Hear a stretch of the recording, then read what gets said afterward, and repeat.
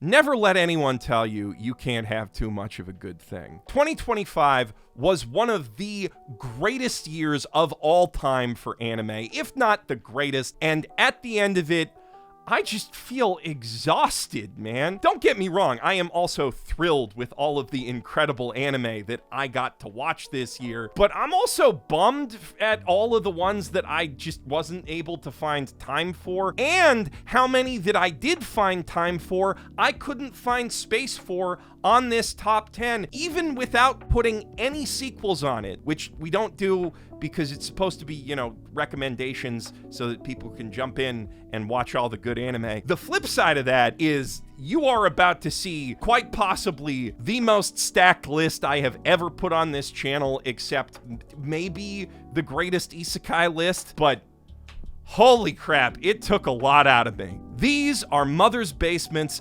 best anime of 2025, brought to you by Mother's Basement. I f***ed it up. It's Rosetta Stone. I'm so tired.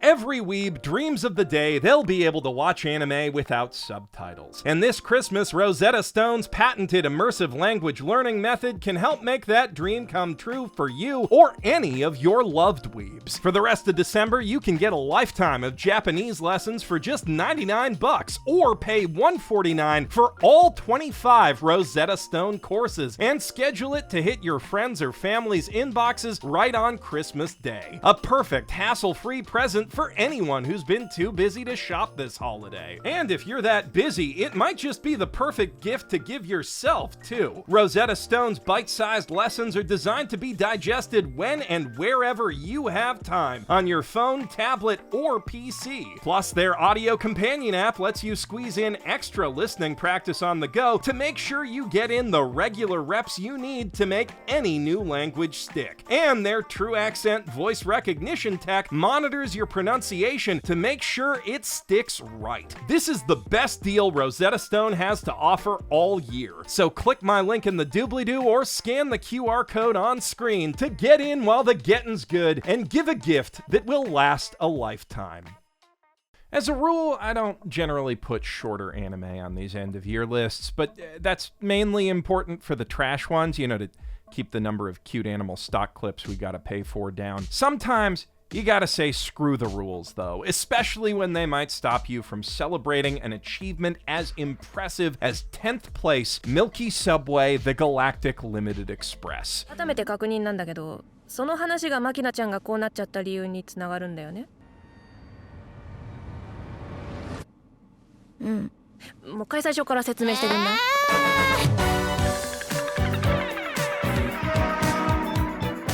Now, maybe you look at that and think, what's the achievement exactly? I mean, we've all seen CG anime before, and sure, most of them don't have body language anywhere near that expressive, art direction that charming, or comic timing that on point, but so what? That just makes it a good anime.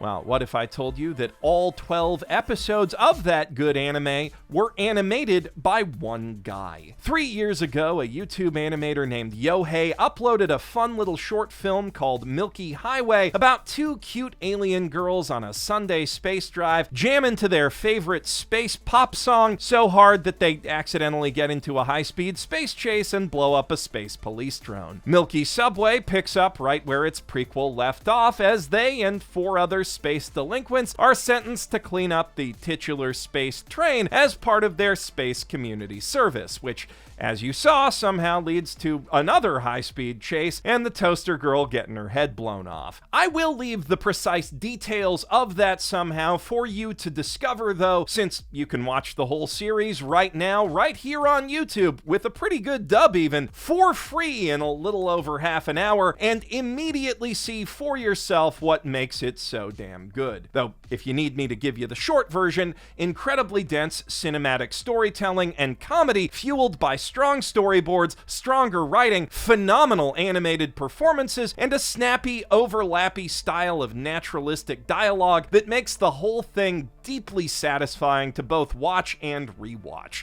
To be clear, it would still be impressive and one of the year's best and funniest anime if it was made by an entire studio, but the fact that I can fit all of the credits onto one screen is insane. It really is remarkable how new technology keeps empowering independent artists to do the work of much bigger teams, not you. But at the same time, it's hard to shake the feeling that we've lost something intangible and important along the way. One of these new YouTube indie anime, Dungeons and Television, actually tries to recapture some of that old magic using traditional cell animation in its OP, and that is really cool to see, but it's not quite the same as having a whole fantasy series steeped in that classic earthy analog vibe. Luckily, modern tech also lets us fake that, as seen in number 9, Clevites. なんてやつだ。我々も拝殿王に選ばれし13人の勇者。この赤き至高の鋼と奴を必ず倒す。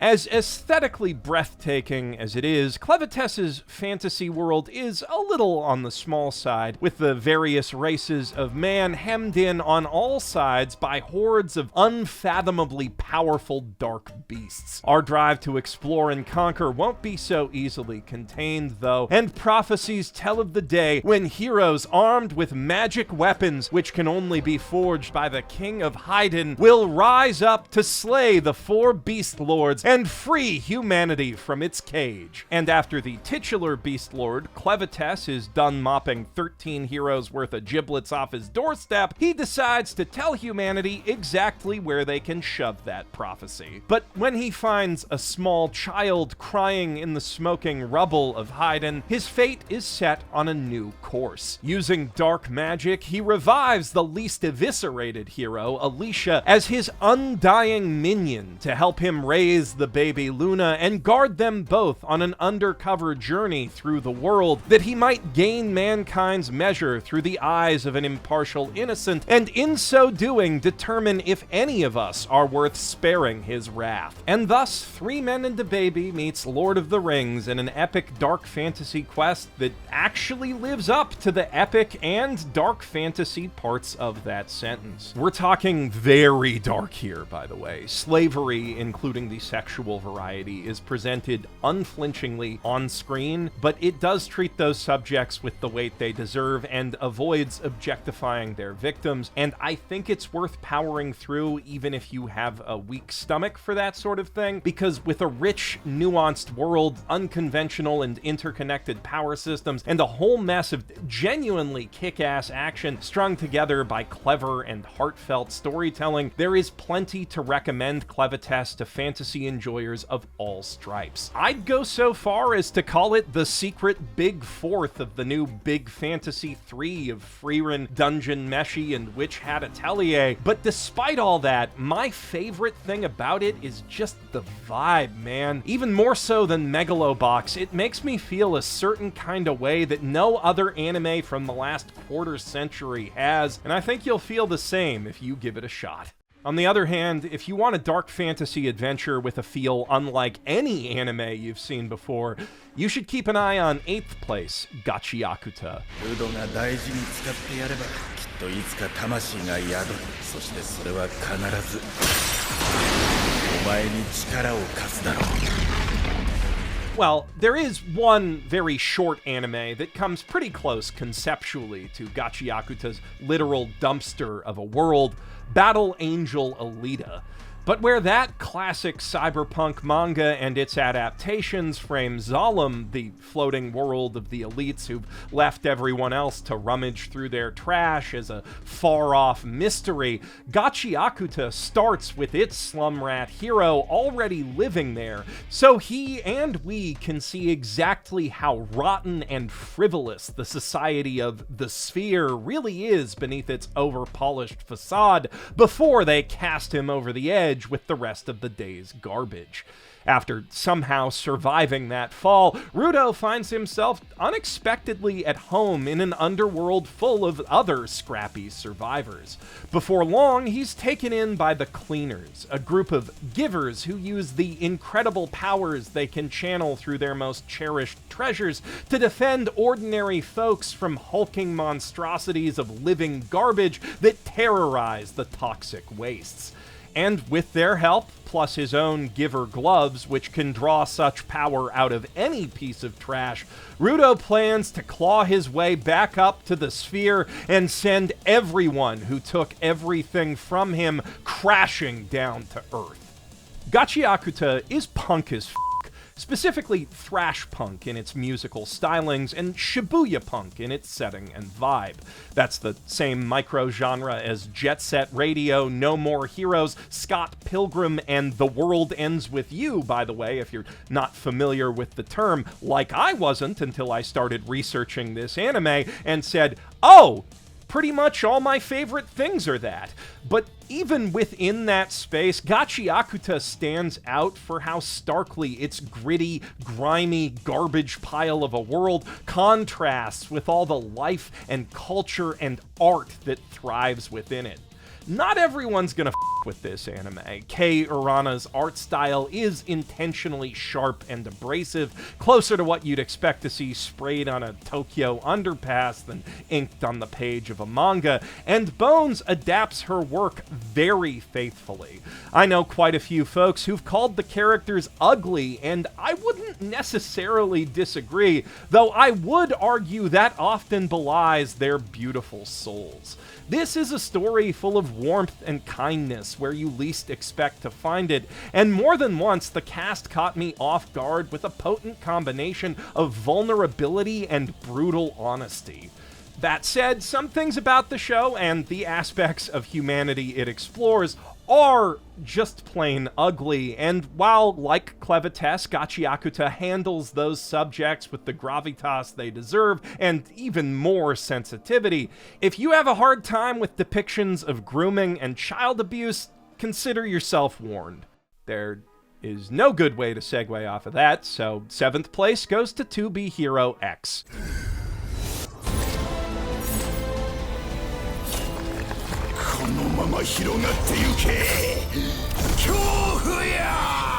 If there's any genre that's harder to find a fresh angle on than isekai, it's gotta be superheroes. But 2B Hero X pulls it off with an elegantly topical high concept. Instead of radiation or mutation, this world's heroes get their powers from the people. Our perception of, trust in, and wishes for them, as represented by a magic follower count, shape their abilities. Villains and monsters, meanwhile, are quite literally fueled by fear, their own and that of the public, which make their powers more potent but also volatile. Trust is just as much of a double-edged sword, though. If the masses need a man who will always stand tall in the face of anything, that can make him invincible, yet at the same time render him incapable of falling for any reason, even if it's just to sleep or sit down to take a And while the system does mean that anyone can be a hero, that also means anyone can be a hero. Many spend more time jockeying for better rankings than they do saving people, and should a villain or rival wish to take one down, it's often easier to attack their image than the person themselves. Plus, it's just as easy for folks to put their trust in the wrong people as the right ones, especially when they have money to burn on PR campaigns and sock puppet armies. It's a fairly transparent allegory for the modern social media landscape. One major platform in universe is literally called FOMO, but the satire is no less effective for its blatancy, and the show uses it as a springboard for all manner of dramatic story arcs about deeply human heroes, which interweave into a grand non-linear tapestry of lingering mysteries and lurking conspiracies centered around the massive annual tournament to crown the top hero, X. And in case all this talk of themes and social commentary has you worried, rest assured the fights in that tournament and outside it whoop all kinds of butt. Under the visionary direction of Lee Hao-ling, 2B Hero X employs a bold mixed media approach to its animation, blending 3D scenes reminiscent of Arcane with high-quality 2D visuals, often, but not always, reminiscent of the heavy shading and screen tone colors of American comics. Combine that with some wildly creative power sets, and Hiroyuki fucking Sawano music, and you've got a recipe for the most exciting action you will see this year, at least on the small screen. That'd be a real good segue into Reze Arc if we were doing sequels. But thankfully, spin-offs are a whole lot more accessible for new viewers than sequels, so I have no rules against handing 6th place to Uma Musume Cinderella Grey.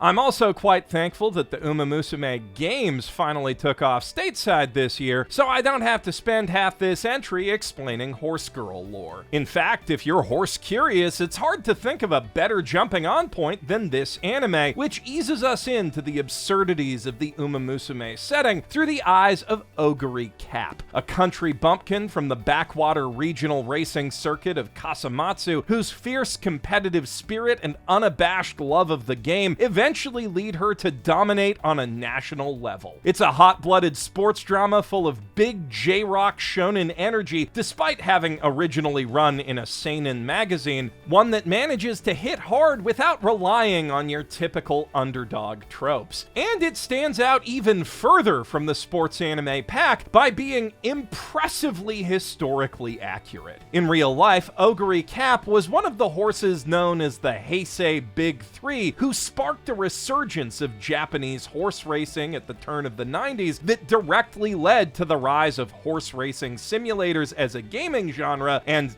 eventually, Uma Musume. And more than any of his contemporaries, Oguri's track record makes for ideal biopic fodder. A rags to riches rise leading to a dramatic roller coaster ride of hard-won triumphs and bittersweet defeats against a field of equally legendary rivals. An idol in his time who literally changed the game and was so beloved he helped invent the concept of racehorse merch. So even this scene is probably a real thing that happened in real life, not just a sly bit of Cygames product placement. Though to be clear, it is absolutely that too, and we really can't ignore just how much of a factor all the merch and gacha money is in just how well this and every other Cygames Pictures anime turned out this year. With high-grade Sakuga in even the most low-key episodes, star-studded stud casting in even minor roles, and music by the legendary Kenji Kawai, the production values never stop impressing, and while the hilariously memorable cast of characters and tight adrenaline-fueled story are the main things that earned it a spot on this list, that certainly doesn't hurt its placement. As great as Cygames Pictures' glorified gacha ads can be, though, what I really respect about the studio is how much of that money they funnel into making just cool shit that has nothing to do with any of their games, like last year's 5th best anime, Bang Brave Bang Bravern, and this year's 5th place finisher, The Summer Hikaru Died. お前やっぱ惹かれちゃうやろ。なんでや。完璧に模倣したはずやのに。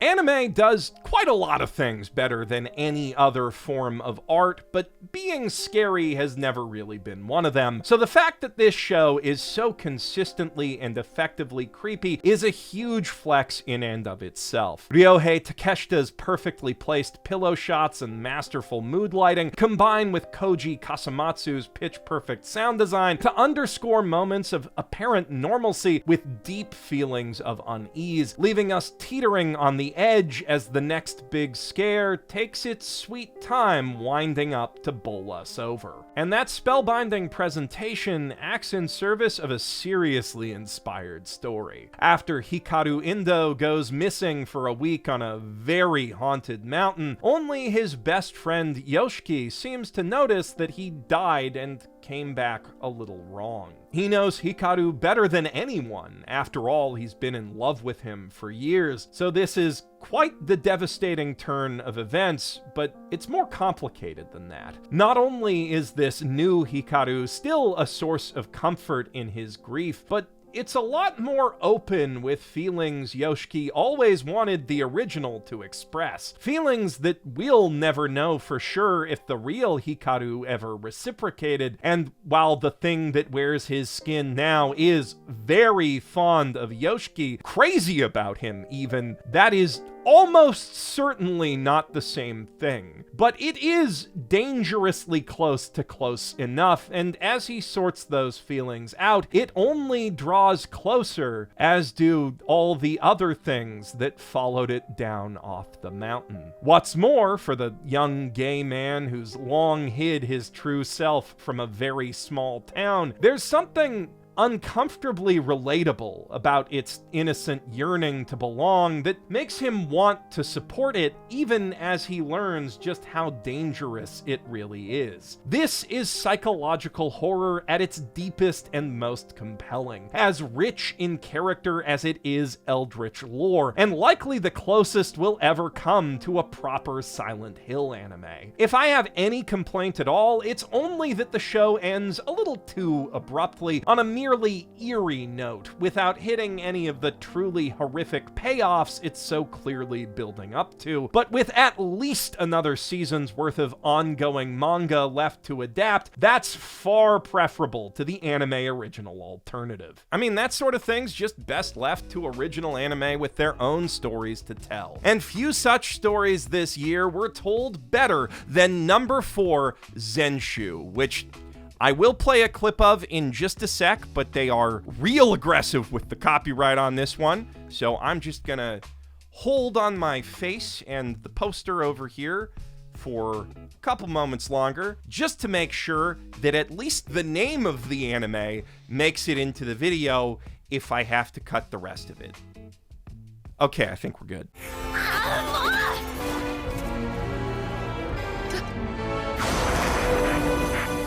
Zenshu is an isekai, but one more in the vein of the never-ending story than in another world with my unresolved mommy issues.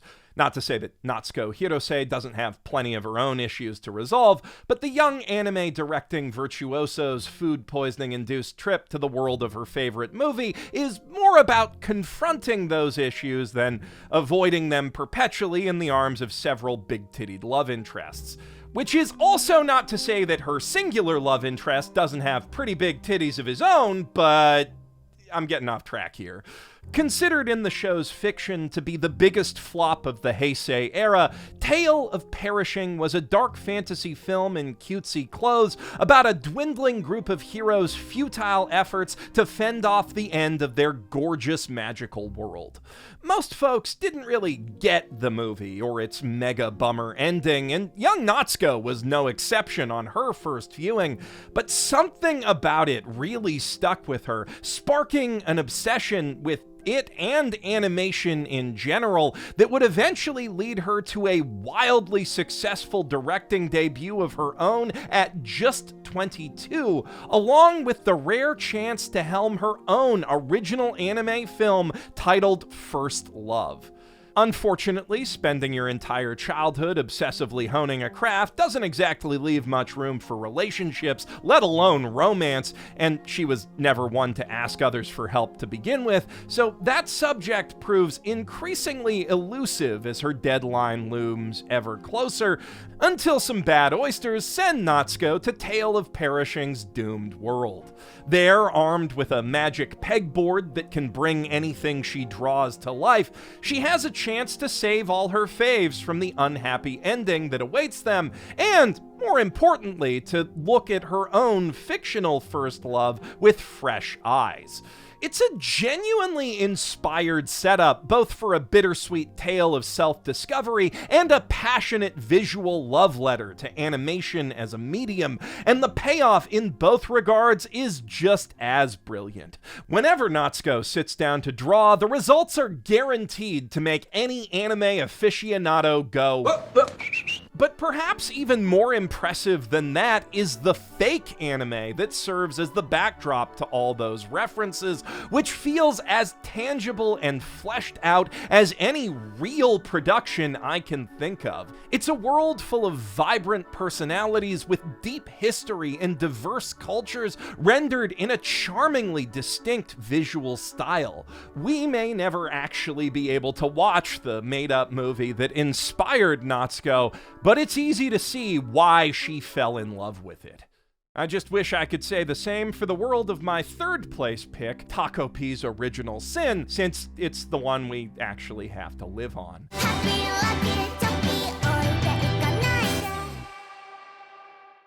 If there's one anime on this list, I'd suggest skipping ahead to the next entry so you can watch it completely blind. It's this one, and with a scant 6 episodes to get through, that's not even all that big an ask, though I would not suggest trying to binge them all in one go. Taco P is one of those shows you really want to digest slowly, in part so you can savor all the gorgeously evocative animation that suffuses every minute of every one of those episodes, but mostly because if you don't, you are going to be sick to your stomach, and even taking it slow can only help so much with that. Taco P is a cute little cartoon alien guy from the planet Happy who comes to Earth with the sole goal of making everyone he meets smile with his fun magic space gadgets, just like Doraemon. Unfortunately, Taco P didn't land on the cute little cartoon Earth from Doraemon, but rather the real-ass one, where people have real-ass problems like bullying and cheating spouses and all flavors of child abuse that those gadgets can't really do much to help with, at least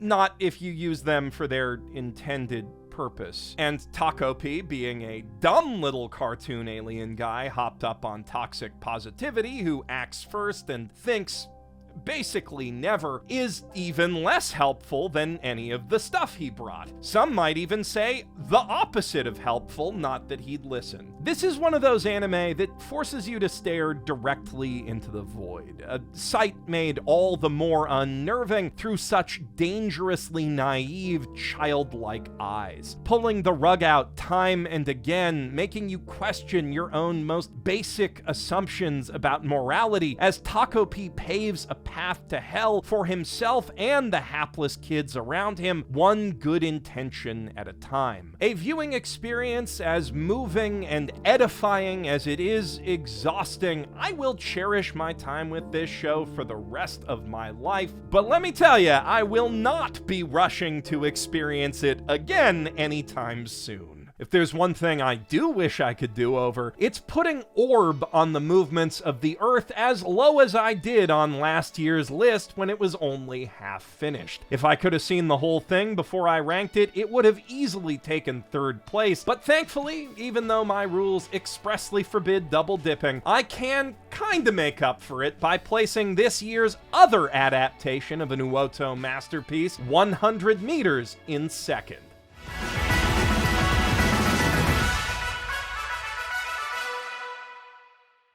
Adapted from Uoto's short web manga of the same name, the film follows 2 boys, the fastest kid in school and the slowest transfer student, as they grow up together, then apart, charting parallel, intertwining courses through the brutally competitive field of track sprinting, struggling against the odds and their own flagging bodies and minds to make their mark in a world where if you're not the fastest, you may as well not exist. It's a powerful story of hard work and talent still adding up to nowhere near enough, of dreams splattered against the uncaring side of a harsh reality, and the willpower it takes to face that reality head on and deny it with all your heart. Up there with Ping Pong and Chihaya Furu at the pinnacle of the sports anime pantheon, it is, much like Orb, a deeply philosophical work that gave me a new perspective on life once again, this time in just 106 minutes. Where that story was about how the power of the written word allows our lives to echo across centuries, this one explores how its titular sport can condense a man's entire existence to just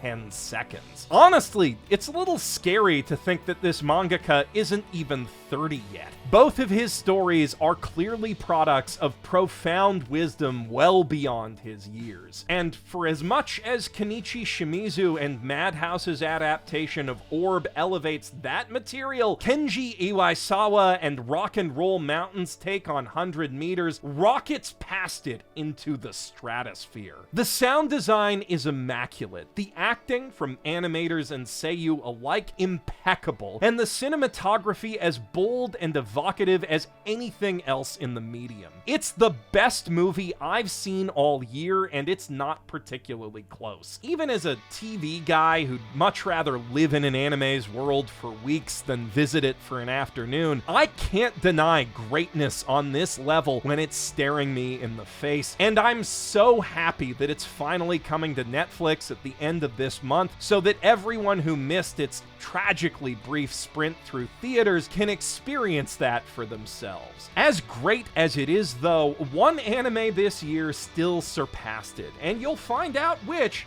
after we run through all the runners-up, plus all them good sequels I wouldn't let myself put on the actual list. With how insanely stacked the year was, I'll be grouping those honorable mentions up by genre just to keep them manageable, starting with comedy and quite possibly the most honorable of all, City, KyoAni's spiritual successor to Nichijou, which features objectively the best animation of any show or movie this year, and if Milky Subway weren't so damn funny, it still wouldn't quite have made the list, but it would have been the runner-up. Rock is a Lady's Modesty isn't quite that pretty, but it is a little bit funnier and still features some solid animation courtesy of Sunrise, particularly the CGI used in its musical performances. And Shaft deserves a huge shout out for the sheer variety they brought to the visual comedy of a ninja and assassin under one roof, which even briefly managed to emulate a more convincing retro anime look than Clevitas. Speaking of ninjas though, Ninja vs. Gokudo's over-the-top ultra-violence hits a so bad it's hilarious note only enhanced by a dub that is atrocious in the best way possible, making for perfect anime night with the bros fodder. Or if you'd prefer an action comedy that's unironically funny, Sakamoto Days offers a fun, family-friendly take on the John Wick mythos, while Tojima Wants to Be a Kamen Rider serves as a brilliantly surreal tribute to the legacy and cultural impact of Japan's favorite superhero. Getting into pure action anime, the My Hero Academia spin-off Vigilantes offers a gritty, street-level perspective on the world of America's favorite Japanese superheroes, while Yaiba tackles a fairly basic, kid-friendly battle shonen plot with some of the most insanely gorgeous animation this side of City. The first half of the year also brought us 3 equally gorgeous dramas in Flower and Ashura, a story about the power of spoken word storytelling and finding the courage to dream big, and speaking of big dreamers, and Shirley, which hit me right in the Canadian nationalism by reimagining Anne of Green Gables in stunning cinematic fashion that gives even Isao Takahata's classic adaptation a serious run for its money. Big dreams will only get you so far without supporters who believe in you though, which is what the instant classic sports drama Medalist is all about. A young figure skater bursting with unrealized potential and the one man with the vision to unlock it. That one came third closest to making the list, right after City. 2025 was a little light on sports anime otherwise, but for as much flack as One Dance deservedly caught for its Terabad 3D models, I still think its story, characters, and dance choreography make it very worthwhile. Catch You at the Ballpark may sound like a sports anime, but it's actually a slice of life series about the folks in the stands, which stands out for its laid-back, mature vibe, something I also really appreciated about the Girl and Her Definitely a Dog comedy With You in the Rain, and Solo Camping for Two. If you're more in the mood for moe slice of life, I do hope you like that last one's outdoorsy vibe, because you'll get a double dose of it in Mono, a series about goofing off with action cameras from the creator of Yuru Camp, and Ruri Rocks, a cute, relaxing little show about the wonders of geology and incredibly tight pants. Holy shit. Speaking of intrusive, horny thoughts, though, 2025 dropped a ton of great new mysteries on us, with the greatest of all being Paru Itagaki and Science Saru's surreal supernatural coming-of-age Christmas political thriller Sonda, which was my first runner-up for the list, and I do really wish I could have put it on because it is deeply underrated. But then, so is the beautifully moody, horror-tinged period mystery Shibake and the Death Parade-esque Tasokare Hotel. If you want your mysteries a little more down to earth, a Meku MD Dr. Detective is basically House if House was a waifu, so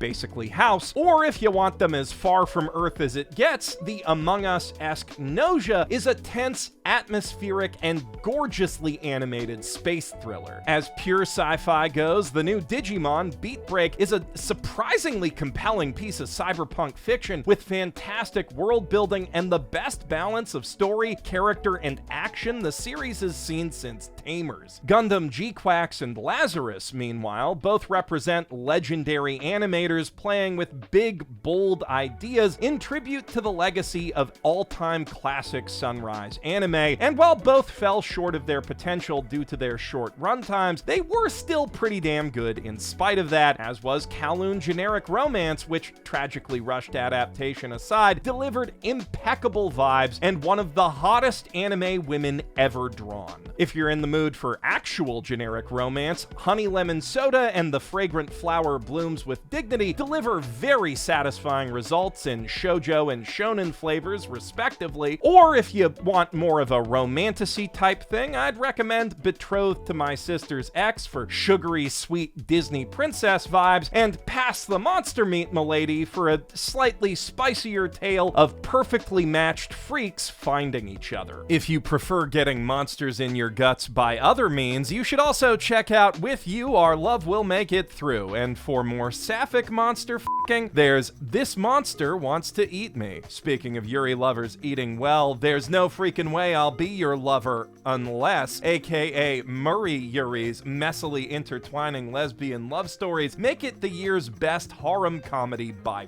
far. And that's no small feat next to competition like Dealing with the Mikadono Sisters is a Breeze and Chitose is in the Ramune Bottle. Unfortunately, there's no good hybrid harems that let me segue into isekai from there, unless you count Twisted Wonderland, which, it's not really a harem. It is very good, though, and I do want to take this chance to very quickly correct something I got wrong in the trash video last week, which is the villains didn't win in Twisted Wonderland's world. There's actually some historical revisionism going on. Anyway, other isekai we gotta talk about. From that trashiest list, Dark History of the Reincarnated Villainess and I'm the Evil Lord of an Intergalactic Empire also deserve honorable mentions. While we're at it, so do Nukitashi and Please Put Them On Takamine-san. If there's such a thing as a friendship harem, I suppose Red Ranger in Another World would have made an okay segue too. And if you enjoy that kind of hot-blooded Sentai-esque action, Onmyo Kaiten Ribasu sends its delightfully meat-headed henshining hero to one of the most unique worlds in all of isekai. That's also a strong feature of my buddy Garnt's new short film Bon, The Boundary of Adulthood, which takes heavy inspiration from Thai mythology and Lord of Mysteries, a gorgeous Chinese cultivation-style isekai set in basically Yarnum. Or if you'd prefer to see a more conventional fantasy world painted with such refined atmospheric art, My Status as an Assassin obviously exceeds the heroes is another solid choice. Ugly Mug Epic Fighter's nowhere near that pretty, but it has a surprisingly beautiful soul underneath all that. Something I also appreciated about the Overlord-esque A Wild Last Boss Appeared, though that one's as gorgeous gorgeous on the outside as it is in. By a similar token, From Bureaucrat to Villainess, Dad's Been Reincarnated follows an 80s old taku who finds his salary mannerisms to be a big hit with the aristocracy in the world of his Gen Z daughter's favorite otome brain rot. And on that note, Scarlet, heroine of May I Ask for One Final Thing, 2025's best villainessy isekai adjacent type thing, and 14th best anime overall, is a noble lady with the soul of Hank Hill who decides to use her time-stopping magic powers to kick an entire otome brain rot world's ass. We even had some good ones of those things this year. The Banished Court Magician aims to become the strongest, hit pretty hard with its action scenes and likable, well-balanced cast, while the unaware Atelier Master's gimmick of making its hero actually underpowered in combat while still being OP at literally everything else made for some great comedy. Moving on to straight-up fantasy, Dungeons & Television, which I already mentioned, does still have an RPG-ish setting, as does From Old Country Bumpkin to Master Swordsman, though its decidedly realistic approach to sword fighting is as far from skill tree climbing stat screen nonsense as it gets. At first glance, Secrets of the Silent Witch seems like yet another villainess thing at a magic school full of handsome boys, but it cleverly repurposes that otome game setting as a backdrop for an eclectic blend of Bocchi the Rock style social anxiety moe and a fraught political spy thriller, making it my 5th runner-up for the year. Sword of the Demon Hunter brings fantasy to the real world in a story spanning many centuries of Japanese history, and if you're in the mood for an alternate take on European history instead, Studio Orange's gorgeous adaptation of the Leviathan novels was certainly a great one. Steampunk does kind of straddle the line between fantasy and sci-fi though, as does the Star Wars Visions anthology, which saw a 3rd installment this year. I don't think anthologies can really be counted as sequels due to their fractious nature, but that also makes them tricky to rank on lists like these in general. Rest assured though, you will find some of the year's coolest ideas and animation in both Star Wars and Tatsuki Fujimoto 1726. As bangin' as all the new anime was this year though, the sequel lineup might well be more explosive. Literally in the case of Chainsaw Man Reze Arc, which proved alongside Demon Slayer Infinity Castle that anime is still a force to be reckoned with in the global box office. And despite some minor quibbles I have with the film as a hardcore fan of the manga, I think it more than deserves all that success and acclaim. It's my 2nd favorite sequel of the year overall. It'll surprise no one to hear that first goes once again to Dandadan, especially after I wrote that big love letter to it a couple months ago. Though even if the list did include sequels, I'd still have to put them both behind 100 meters. Speaking of things there are 100 of, that show about the guy with all the girlfriends who really love him continued to be one of the funniest things in all of anime, inspiring yet another love letter video essay from me early in the year. But if that's too many girlfriends for you, one of the best in all of anime also returned this year with even more gorgeous sakuga, heartwarming expressions of nerdy passion, and clips of fake anime you'll wish were real in My Dress Up Darling Season 2. And for those who prefer a median number of girlfriends, Ranma Half's remake is still going strong to my inner child's endless delight. Meanwhile, my inner edgy 14-year-old was just as delighted with every last long-awaited episode of New Panty and Stocking with Garter Belt, which was somehow even better than the original. Same goes for Call of the Night's 2nd season, which really raised the stakes in terms of drama and character depth in a show that already boasted one of anime's most uniquely delectable vibes. And the fact that I can also say the same about the Apothecary Diaries Season 2, even as it's following up one of the tightest single-season mysteries ever put on television, surprised me about as much as finding a frog in my pants. One of last year's most pleasant surprises, I was reincarnated as the 7th Prince so I can take my time perfecting my magical ability, continued to deliver its addictively bold mix of audacious comedy, fantastic fan service, and stunning magic-fueled action sequences this year. And if you take the action out of that sentence and replace it with alcohol poisoning, you've got the formula that made Grand Blue Dreaming as fun as ever in its long-awaited 2nd fucking dip. And all the action that you just took out of that and more can be found in Solo Leveling, along with pretty much nothing else of narrative value, but goddamn is that action ever fucking cool. Probably not as cool as the wild isekai battle royale nonsense going on in Ishura Season 2, but to my great shame and disappointment with myself, I spent some of my limited time on this earth watching Solo Leveling for content purposes instead of catching up on that, so I can't say for sure, and while I'm busy making that confession, I may as well list all the other things I should have also caught up on instead of Solo Leveling, including Shoshimin, To Your Eternity, Kinnikuman Perfect Origin Arc, Windbreaker, Go-Go Loser Ranger, Girls und Panzer, Arc Knights, My Happy Marriage, Bang Dream Ave Musica, Toilet Bound Hanako-kun, and also I haven't watched the new Mononoke movie yet. And you know what?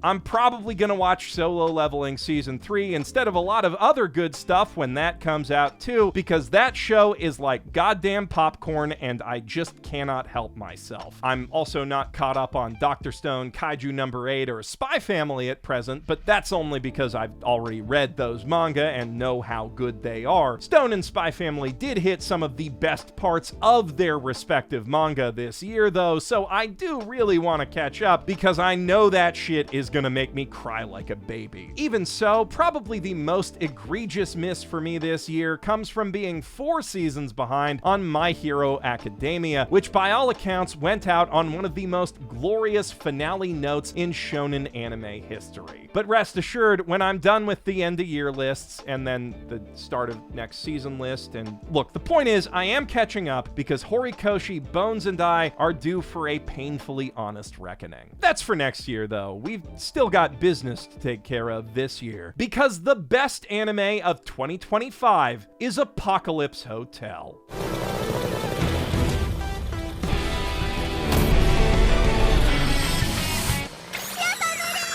You might have noticed this top list is a touch top-loaded with moodily philosophical wall-gazers, but I'm balancing that out here with the most cheerily philosophical wall-gazer in recent memory. A masterpiece of absurdism in every sense of the term that frames mankind's struggle for meaning in a universe devoid of it through man-made eyes never meant to perceive such uncertainty. Unlike the humans she was built to resemble, Yachio has known her purpose on Earth since the moment she was activated: to provide every person she meets with unrivaled hospitality for as long as the doors to Hotel Gingaro stay open. Only trouble is, the last time a person walked through those doors was a little over a century ago, right before the last survivors fled for the stars to escape the airborne plague that put everyone else 6 feet below the check-in desk. But she hasn't let that deter her from her daily duties as the hotel's acting manager, taken on after the last of her co-workers who's not a glorified Roomba shut down, cleaning rooms, running social media, and pushing forward with their hot spring expansion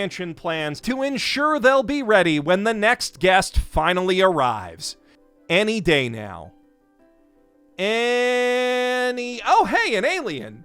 F it, he'll do. From that fateful first encounter, we follow Yachio and co through the centuries as new guests come and go, or in some cases never leave, new extremely specific hotel service achievements are unlocked, and Gingaro slowly rises from humble backwater inn to one of the galaxy's premier resort destinations, all the while awaiting the day when humanity will finally say Tadaima, if they're not all dead already. And from escapades in whiskey brewing to hastily inept murder cover-ups to quiet ruminations on what it means to be alive, every step of that journey is a distinct and unpredictable delight. You never know what you're gonna get out of any given episode of Apocalypse Hotel, but you can rest assured that it will always be peak. And while a lot of that comes down to Cygames pictures and their bottomless pile of gacha money, that would be worth still quite a lot, but not nearly as much, without the impossibly tight scripts of Shigeru Murakoshi and Sotaro Wada and the brilliant direction of Kana Shundo that help every moment hit exactly the right tone as the writing weaves deftly between deep melancholy and hysterical humor. Hysterical in the truest sense of that word. Apocalypse Hotel's best episode, which I won't spoil, had me sobbing with sorrow and laughing so hard I was crying at the same time. There is no other anime quite like it, and few anime across the industry's history that so thoroughly leverage the strengths of the medium as only an original, non-adapted work can. If you've yet to book your stay in its wondrously ruined world, I cannot recommend enough that you change that at your earliest convenience. So yeah, those were my top anime of 2025, and I'd love to hear what yours were in the comments down below, especially if you don't agree with me, because again, I did not have space for all of the incredible anime this year.